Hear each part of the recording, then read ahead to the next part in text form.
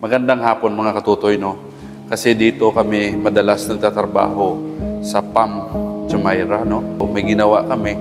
So tapos na yung trabaho namin. So pababa tayo kasi sila Busing, Enrole, nagantay doon.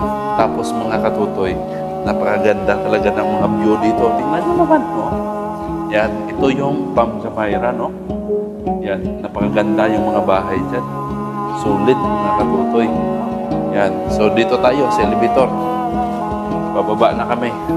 Kasi may ininstulan kami dyan na ilaw. Ngayon, shout out natin yung mga Padilla family, no? Dyan sa La Union. No? Unang-una kay Paring Gilbert at sa kanyang misis. Nandito rin sa Dubai.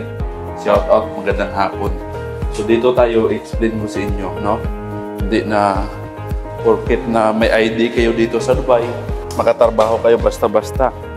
So maraming proseso po yan pinagdaanan, no?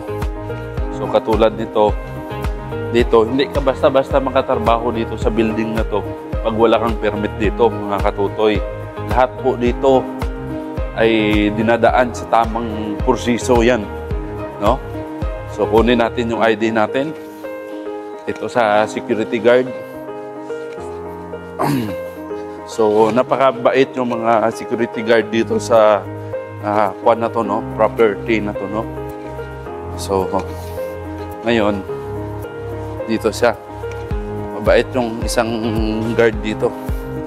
Nakaibigan rin natin kasi dito ako madalas nagtatrabaho sa building na ito. Yan.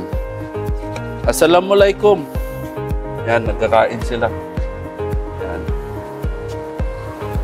So, ito dito, yung ID namin. Yan, so kunin namin, no? Yan. Thank you very much. Dito yung rotation namin, araw-araw. Pag wala kami ginagawa sa kitchen equipment, dito kami sa mga kabahayan, mag-ayos ng aircon. So antayin natin dito sila. Pag gusto magpunta dito sa Dubai, nagbabalak, marami pang chance na makapunta kayo dito sa Dubai, no? Marami ang nangarap mga Pilipino makatungtong dito sa Dubai, nakatutoy.